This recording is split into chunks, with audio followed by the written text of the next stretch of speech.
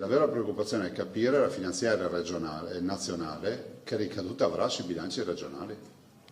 E finché non la vedremo scritta e capiremo cosa accadrà, il fronte è abbastanza aperto. Noi lo viviamo giustamente con preoccupazione perché siamo una regione tax free. Il vero tema è quello che accade a Roma e la ricaduta che avrà sui bilanci regionali. La Roma ladrona di Umberto Bossi ora, 25 anni dopo, lascia con il fiato sospeso presidenti di regione e amministratori locali.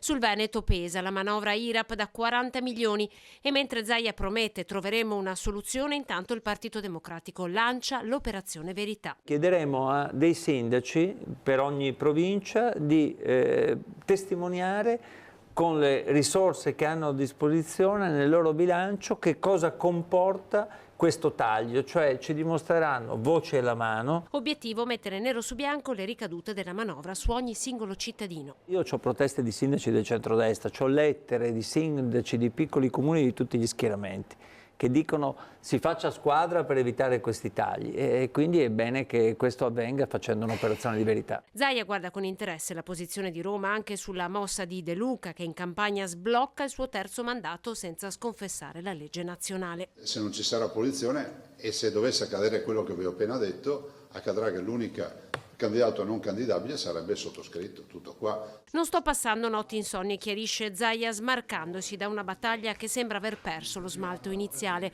battaglia che nonostante De Luca per l'opposizione non avrebbe mai dovuto giocarsi. Io penso che non sia giusto fare un terzo mandato per le cariche elettive che sono elette direttamente dai cittadini ed esercitano un potere esecutivo. 10 anni nel caso di Zaia, 15 sono più che sufficienti per garantire il proprio impegno a favore della regione, ma anche per determinare la possibilità di un'alternanza che è ossigeno per la democrazia.